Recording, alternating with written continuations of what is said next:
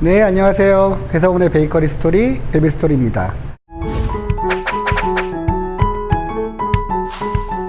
자, 이번 시간에는 저번에 말씀드린 대로 국산 도우 컨디셔너랑 유럽의 리타더 프루퍼 차이점에 대해서 말씀을 드릴 텐데요. 일단 먼저 용어에 대해서 설명을 드리면, 국내에서 도우 컨디셔너라고 많이들 알고 계시는 이 제품이 엄밀히 따지면 리타더 앤 프루퍼가 맞습니다. 국내 리타더 프루퍼와 유럽의 리타더 프루퍼는 어떤 것이 다르고 또 어떤 부분이 같은지에 대해서 한번 말씀을 드리도록 하겠습니다.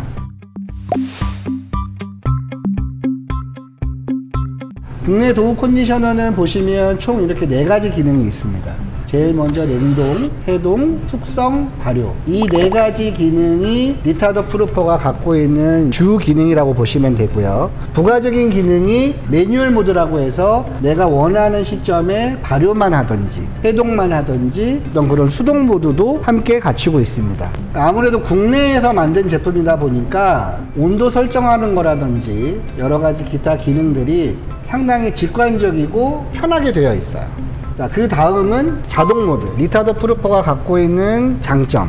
이 공정 순서대로 해서 내가 원하는 날짜에 발효가 되는 거예요. 내일 오전 7시에 발효가 완료가 되는. 리타더 프루퍼의 가장 큰 특징이라고 보시면 되는데요. 그래서 이 리타더 프루퍼는 제품의 퀄리티를 높여주기 위해서 쓰는 장비라기보다는 생산성의 효율. 만약에 이제 이 리타더 프루퍼가 어떠다라고 생각을 한다면, 그 다음날 아침에 7시에 발효를 끝내서 베이킹을 하려면 새벽 4시에 출근하셔서 냉동고에 깡깡 얼려진 생지를 꺼내서 자연적으로 해동을 시키고 일반 전기 발효기에 넣으셔서 발효를 완료를 하고 베이킹을 하는, 그러니까 상당히 번거롭고 생산 효율성 면에서 부담이 될 수밖에 없겠죠. 당일 평형을해서 판매하는 게 어렵다면 이런 리타더 프루퍼를 이용해서 보다 효율적으로 생산하시는 게 가능합니다. 자, 그럼 이제 유럽의 리타더 프루퍼에 대해서 설명을 드릴 건데요. 보시면 구조가 좀 달라요. 냉동, 해동, 숙성, 발효가 아니라 또 이제 빵 그림의 타이머가 설정이 되어 있고 한쪽에 이제 사람 손이 되어 있는데, 전면에 보시는 이 3가지는 뭐냐면 쉽게 말씀드려서 자동 공정이에요. 국내 리타더 프루퍼 같은 경우에는 내가 원하는 발효 시간과 날짜를 정해서 갔다라고 생각을 한다면, 이 아이 같은 경우에는 빵의 종류에 따라서 자동 설정 기능 메모리를 3개 정도 갖고 있다라고 생각하시면 되세요. 뭐 예를 들어서 1번에는 바게트를 메모리를 해놓고요, 뭐 2번에는 크루아상을 메모리를 해놓고요, 한 번에는 또 다른 어떤 샤워종을 메모리를 해놓고, 내가 자동 공정이 필요할 때 미리 입력된 이 메모리 값을 호출을 해서 해당하는 그 제품을 생산을 하는, 자동 공정이라는 거에 대해서는 같지만 어떤 빵 종류에 따라서 메모리 기능을 가졌다는 건 좀 차이점이라고 볼 수 있겠죠. 그 다음으로 보이시는 게 이렇게 사람 손이 이렇게 보여있는 이 부분이 내가 원하는 기능을 불러와서 수동으로 조작해서 쓰는 수동 모드인데요. 한번 동작을 한번 해볼게요.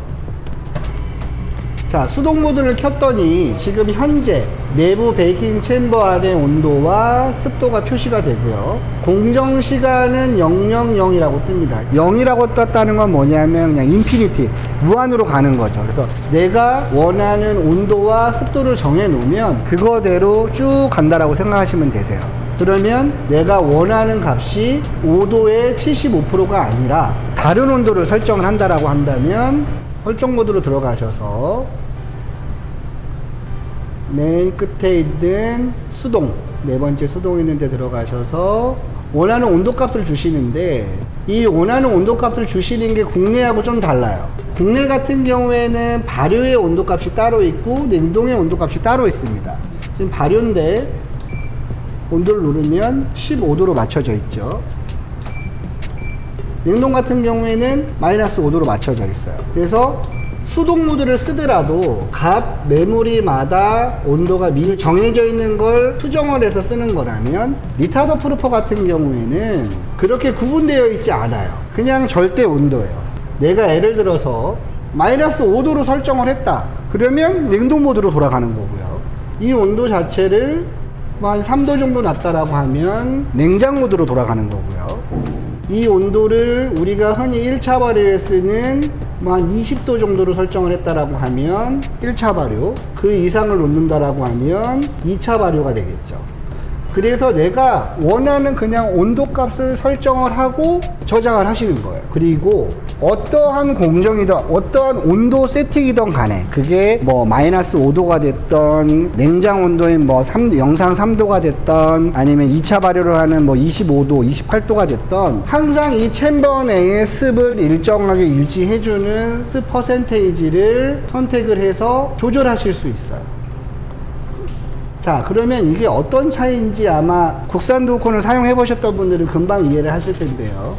지금처럼 이렇게 습을 설정을 해 놓고 이 지금 동작된 값을 보시면 25도에 60%로 설정되어 있는 걸 아마 아실 수 있을 거예요. 근데 25도에 60%나 70%는 국산 두콘도 가능해요. 하지만 우리가 흔히 냉장 온도로 알고 있는 뭐 5도씨에 습을 60%를 주겠다.